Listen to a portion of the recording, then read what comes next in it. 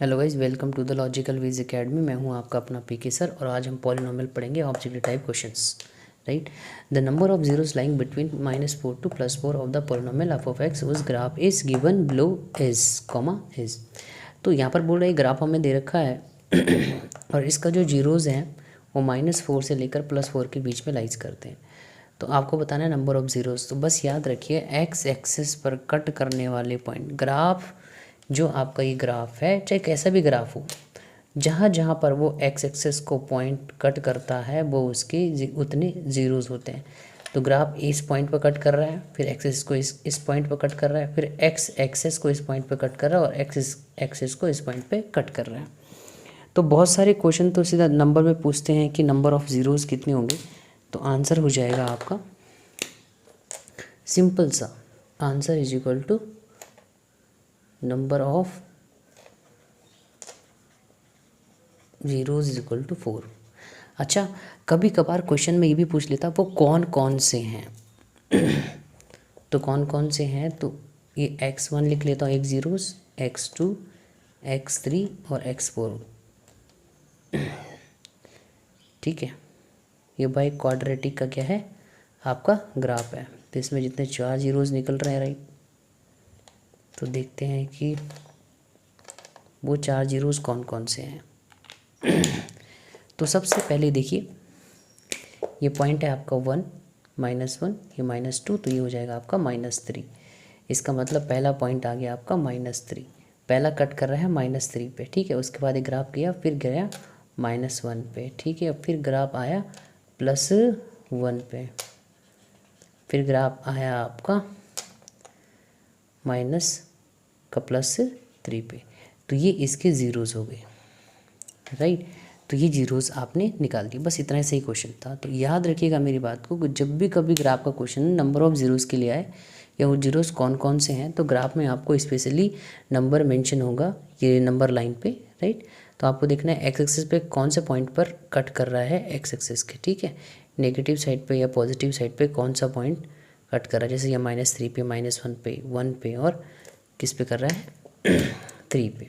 ठीक है, और कितने बार कट कर रहा है, 1, 2, 3 और 4 बार। तो नंबर ऑफ जीरो हो जाएगा 4, जो कि हमारा आंसर हो जाएगा इस क्वेश्चन के लिए, राइट।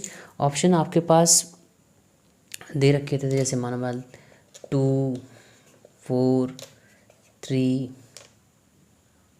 1, तो आपका आंसर हो जाएगा 4। और कौन कौन से हैं, तो अगर ऑप्शन में ये दिया रहेगा +-1 +-2, ये कॉम्बिनेशन बना सकता है। ठीक है, तो ये हो गया आपका पहला क्वेश्चन। चलिए गाइस, स्टार्ट करते हैं पॉलिनोमियल का क्वेश्चन नंबर 2। तो क्वेश्चन नंबर 2 में क्या लिख रहा है, ये लिख रहा है द गिवन फिगर शोज, हमें फिगर दिखाता है the graph of the polynomial f of x, जो कि हमारी पॉलिनोमियल कौन सी है, क्वाड्रेटिक पॉलिनोमियल इसे बोलते हैं। आपका कौन सी पॉलिनोमियल है, आपका दिख रही है क्वाड्रेटिक पॉलिनोमियल, ठीक है, क्वाड्रेटिक पॉलिनोमियल हमें दिख रही है। ठीक है, तो क्वाड्रेटिक पॉलिनोमियल का जो ग्राफ होता है, इस ग्राफ का नाम है उल्टा यू। उल्टा यू को बोलते हैं आपका पैराबोला। ठीक है, ठीक है। तो आपको क्या करना है, यहाँ पर दिख रहा होगा x² के आगे a है, x के आगे b है और c। तो ये ABC आपके क्या कहलाते हैं, कोफिशिएंट। तो चलिए स्टार्ट करते हैं क्वेश्चन को। देखिए, मैं क्वेश्चन को बहुत आराम से समझा रहा हूँ ताकि क्वेश्चन समझने में, अगर क्वेश्चन को एक बार समझ गए तो इससे रिलेटेड कोई भी क्वेश्चन आएगा तो आप बहुत ईजीली इसे क्या कर लोगे, सॉल्व कर लोगे। ठीक है, तो चलिए एफ ऑफ एक्स में पहले, सबसे पहले अपने दिमाग में एक इक्वेशन देख लेता हूँ, एक x² + bx + c। ठीक है, अब मुझे इसमें बताना है कि a, b एंड c का नेचर कैसा होगा। नेचर कैसा, मतलब नेचर इसके दो ही हो सकते हैं, कौन कौन से, या तो ये पॉजिटिव वैल्यू पे डिपेंड करेगा या ये नेगेटिव होंगे, राइट। पॉजिटिव का मतलब याद रखना हमेशा, ये जो भी होंगे पॉजिटिव का मतलब है ये जो वैल्यू है सारी की सारी ग्रेटर देन 0, और नेगेटिव का मतलब होगी ये सारी की सारी जो वैल्यू है वो लेस देन 0, ठीक है। तो ये समझ गए आप। याद रखिएगा जैसे कि a ग्रेटर देन b, जिसकी तरफ मुंह बड़ा खुलता है वो बड़ा होता है और जिसकी तरफ छोटा होता है छोटा है। तो a greater than b, a बड़ा है b से। अगला समझ लेते हैं a लेस देन b, ये लेस देन का साइन है, मतलब जिसकी तरफ मुंह छोटा, यानी कि इस समय a छोटा है और b क्या है, बड़ा है। तो यह है लेस देन और ग्रेटर देन साइन जो यू यहाँ पर यूज हुआ है। अगर मैं अब 0 रख दूँ तो a 0 रख दूँ तो b की जगह पे, तो 0 से बड़ा है भाई, 0 से बड़े सारे के सारे नंबर कैसे होते हैं, पॉजिटिव। इसका मतलब a पॉजिटिव है। और 0 से छोटा है तो 0 से छोटा सारे के सारे नंबर क्या होते हैं, नेगेटिव। ठीक है, समझ गए आप मेरी बात को, पॉजिटिव और नेगेटिव। तो ये बात तो आपको समझ में आ गई कि लेस देन और ग्रेटर देन साइन को कैसे समझना है। अब चलते हैं क्वेश्चन की ओर। तो इसे स्टेप बाय स्टेप 1 से निकालते हैं। तो स्टेप में करेंगे 1 में find the nature of A. Nature का मतलब मैंने अभी आपको बताया कि ये पॉजिटिव है या नेगेटिव है। तो देखो नेचर ऑफ ए जो दिखाता है वो दिखाता है आपको ग्राफ।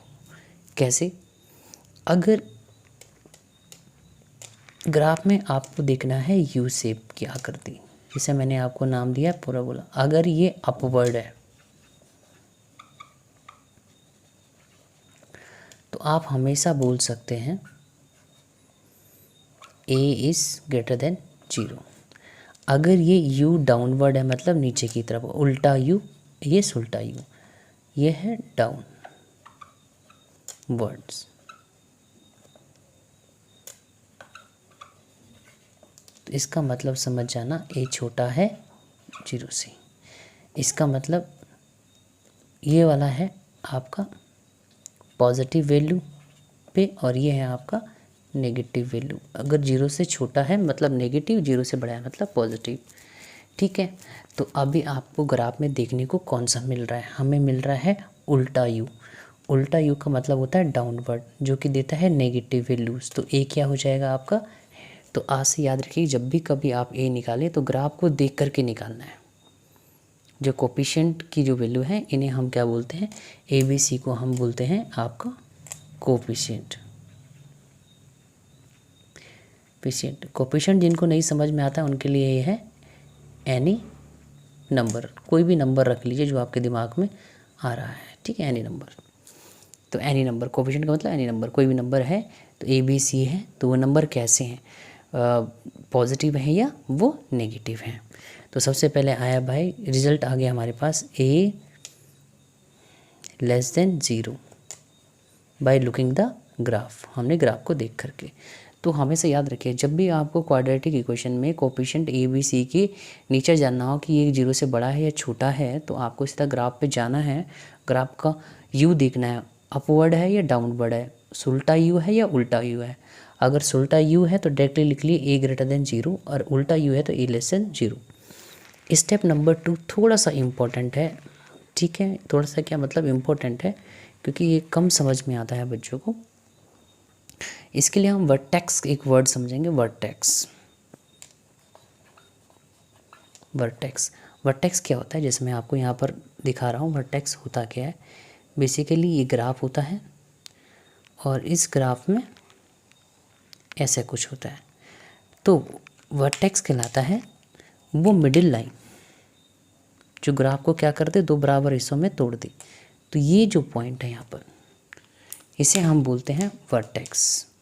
इसे क्या बोलते हैं हम, वर्टेक्स। वर्टेक्स, ठीक है जी। तो आपको ये वर्टेक्स गिवन है जी, ठीक है। ये वर्टेक्स, ये वाला पॉइंट आपको गिवन है, ठीक है। अब इस पॉइंट के गिवन होने से क्या फ़ायदा है, इस क्या है, अब ये आपको सेकंड चीज़ समझनी होगी, क्वाड्रेंट। हमारा ग्राफ कभी भी बनता है तो x x dash y y dash. X के इधर साइड पे पॉजिटिव नंबर होते हैं, एक्स के आपके लेफ्ट साइड में नेगेटिव नंबर होते हैं, अप में हमेशा वाई एक्सेस पर पॉजिटिव नंबर होते हैं, डाउन में नेगेटिव होता है। तो इसे बोलते हैं क्वाड्रेंट। ये क्या है हमारा, ये जो चारों है हमारे पास क्वाड्रेंट कहलाते हैं, तो ये हमारा कहलाता है फर्स्ट क्वाड्रेंट, ये हमारा कहलाता है सेकंड क्वाड्रेंट, ये हमारा कहलाता है थर्ड क्वाड्रेंट और ये हमारा कहलाता है फोर्थ क्वाड्रेंट। तो हमें क्वाड्रेंट पर देखना है, तो क्या करना है, वर्टेक्स को देखना है कि इन 4 क्वाड्रेंट में से कौन से क्वाड्रेंट पर है। तो अब साइन समझ लेते हैं, ठीक है, साइन को समझ लेते हैं। तो जो पहले क्वाड्रेंट पे साइन होता है तो x भी पॉजिटिव होता है और इस पे y भी क्या होता है, पॉजिटिव होता है। तो दोनों ही पॉजिटिव होते हैं, x और y दोनों ही पॉजिटिव होते हैं। सेकंड क्वाड्रेंट में x नेगेटिव होता है, देखिए x इधर साइड पे नेगेटिव है, मगर y अगर ऐसा देखा जाए तो ये क्या है, पॉजिटिव है, ठीक है। थर्ड क्वाड्रेंट में क्या होता है, थर्ड क्वाड्रेंट में देखिए x भी नेगेटिव है और y भी क्या है, डाउनवर्ड में नेगेटिव है, तो दोनों क्या होते हैं, नेगेटिव होते हैं। और फोर्थ क्वाड्रेंट में क्या होता है आपका, फोर्थ क्वाड्रेंट में देखिए ये x तो क्या होता है, पॉजिटिव होता है और फिर क्या होता है, y क्या होता है, डाउनवर्ड में नेगेटिव। अच्छा, एक क्वाड्रेंट आप समझ गए होंगे, राइट, मैं होप सो। तो अभी क्या है, क्या है ये देखिए, पहला जो क्वाड्रेंट के अंदर इस ब्रैकेट के अंदर देता है वो देता है x और ये जो दूसरी वैल्यू है ये आपकी y की है, ये देता है x, ये देता है y। तो यहाँ पर x बोल सकते हैं पॉजिटिव होता है और y भी क्या होता है, पॉजिटिव। यहाँ पर x नेगेटिव y पॉजिटिव, यहाँ पर x नेगेटिव y भी नेगेटिव, यहाँ पर x पॉजिटिव और y भी नेगेटिव, ठीक है। तो ये हो गया क्वाड्रेंट। अब इन दोनों कंसेप्टों को मर्ज करते हैं, मर्ज करने के बाद कंक्लूजन ये निकल के आता है कि हमारा जो वर्टेक्स है वो कौन से क्वाड्रेंट पे लाइज करता है। मतलब एक ऐसा पॉइंट जो आपको ग्राफ में गिवन है, ये दिख रहा है वर्टेक्स, वर्टेक्स, ठीक है। ये वर्टेक्स आपका कौन से क्वाड्रेंट पर है, तो साफ साफ दिख रहा है ये हमारा फर्स्ट क्वाड्रेंट है, ये हमारा कौन सा क्वाड्रेंट है, सेकंड क्वाड्रेंट। तो बी की वैल्यू को निकालने के लिए फोकसेबल है वर्टेक्स, और वर्टेक्स कौन सी जगह पर है, मतलब कौन से क्वाड्रेंट पर है, वह आपका है सेकंड क्वाड्रेंट पे, ठीक है। ये आपका कौन सा क्वाड्रेंट है, सेकंड क्वाड्रेंट। सेकंड क्वाड्रेंट पर होने पर आप बताइए कि x की वैल्यू कैसी होती है, तो x वहाँ पर होता है नेगेटिव। सो ये बोल सकते हैं कि ये जो वैल्यू है वो x की है और ये जो वैल्यू है वो y की है, ठीक है, बोल सकते हैं ना। तो फिर क्या करना है, आप वहाँ से लिख सकते हो कि -b/2a एक नेगेटिव वैल्यू है। देखो अपने आप में ये नेगेटिव है, से छोड़ दो, ये whole value should be negative, यानी कि ये लेस देन 0 है। ये हमें पता लगा वर्टेक्स के क्वाड्रेंट से कि कौन से क्वाड्रेंट पर लाइज कर रहा है, ठीक है।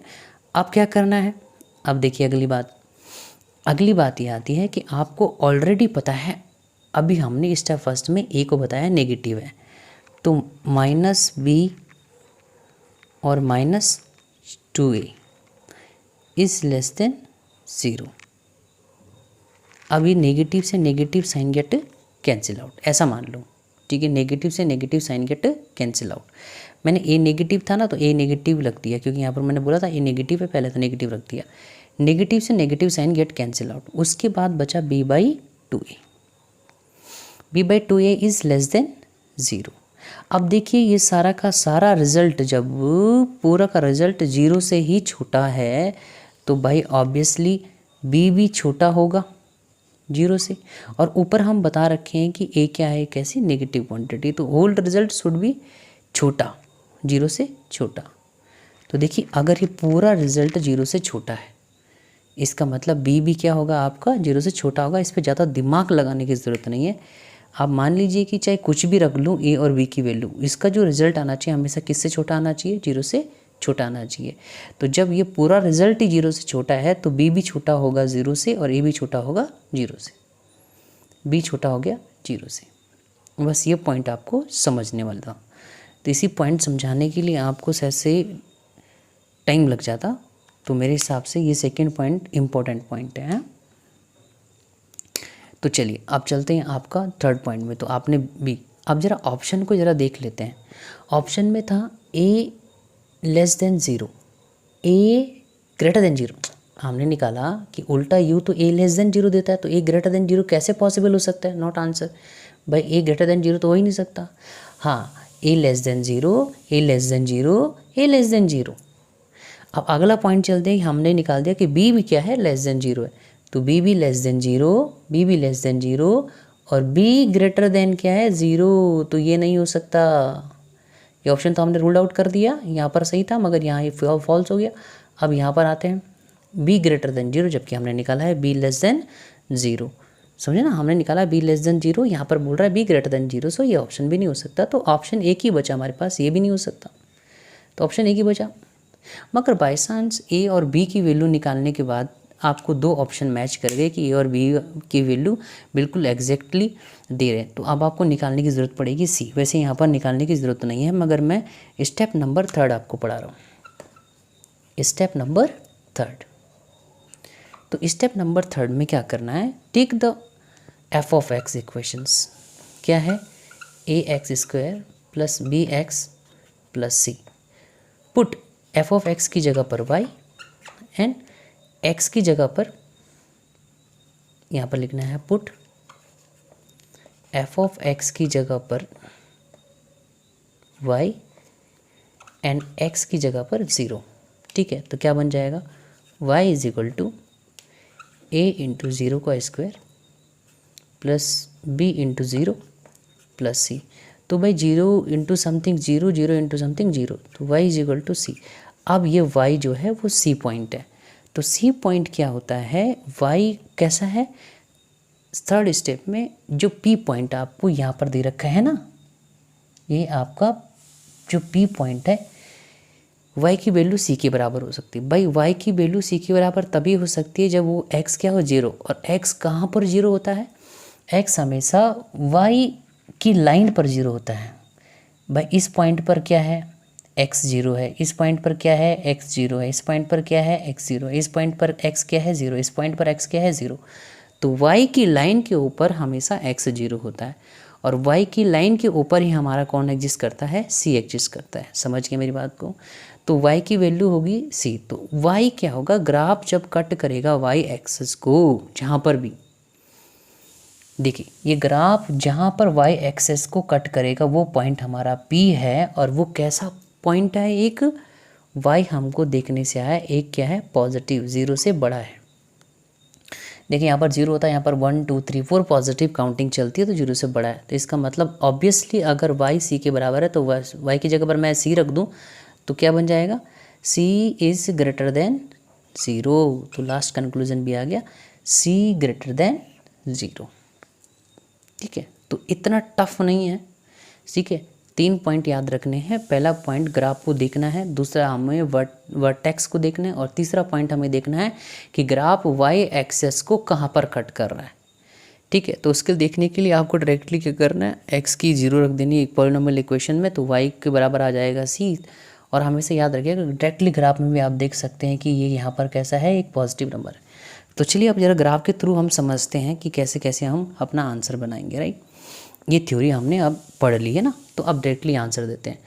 भाई ग्राफ डाउनवर्ड है, इसका मतलब a लेस देन 0। ठीक है, पहला कंक्लूजन।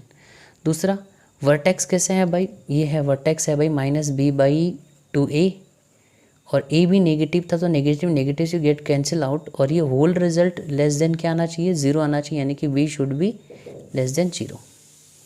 भाई अगर पूरा रिजल्ट ही 0 से छोटा है तो b भी छोटा होगा 0 से, और 2a भी छोटा होगा 0 से। हो गया, तो बस आगे b लेस देन 0। c की वैल्यू क्या होती है भाई, c इस पॉइंट को देखने से पता लग जाता है कि जो ग्राफ हमारा y एक्सिस को कट करता है वो देता है पॉइंट c। तो c कैसा पॉइंट है भाई, c भी एक पॉजिटिव पॉइंट है। पॉजिटिव पॉइंट का मतलब है 0 से बड़ा। तो तीनों कंक्लूजन हमारे इतने से ग्राफ में देखने को निकल जाते हैं। सो ये आपकी थ्योरी थी बेसिकली इस क्वेश्चन को सॉल्व करने के लिए। और अब आप डायरेक्टली अब आप काबिल हो गए देखने के लिए, तो आपको सबसे पहले देखना है यू का शेप कैसा है, अपवर्ड है डाउनवर्ड है, वो ए दे देगा। फिर बी की वैल्यू कैसे निकालनी है, वर्टेक्स में जो बी एक्स की जो वैल्यू है वो कौन से क्वाड्रेंट पे लाइज कर रही है, आपको देखना है कि ये जो क्वाड्रेंट है ये हमने कैसे रखा, बी लेस देन 0। हमने देखा कि ये क्वाड्रेंट कौन सा है, आपका सेकंड क्वाड्रेंट, और सेकंड क्वाड्रेंट में x कैसा होता है, नेगेटिव होता है, और नेगेटिव होता है इसका मतलब वो 0 से छोटा होता है। अगर बाद में सॉल्यूशन करने के बाद बड़ा निकल जाए तो दिक्कत नहीं है, मगर अभी हमें दिख रहा है छोटा है, तो हमें इस हिसाब से रख दिया। रखने के बाद हमारे क्या लगा कि हमें पहले ये देखना है कि क्या हमारा a हमारा जो ए था वो जो पहले हमने निकाला छोटा था या बड़ा था। अगर ए नेगेटिव है तो negative negative get cancel, whole result is less than 0, so b भी लेस देन 0 तो ए भी लेस देन 0, तो बी लेस देन 0। और सी के लिए देखना है कि सी पॉइंट हमारा पॉजिटिव है या नेगेटिव है। या अगर यहाँ कट कर रहा होता तो ये सी लेस देन 0 होता, अगर अपर कट कर रहा है तो सी ग्रेटर देन 0 हो गया। बस इतना सा निकालना था और solve the questions. Right, hope so आपको समझ में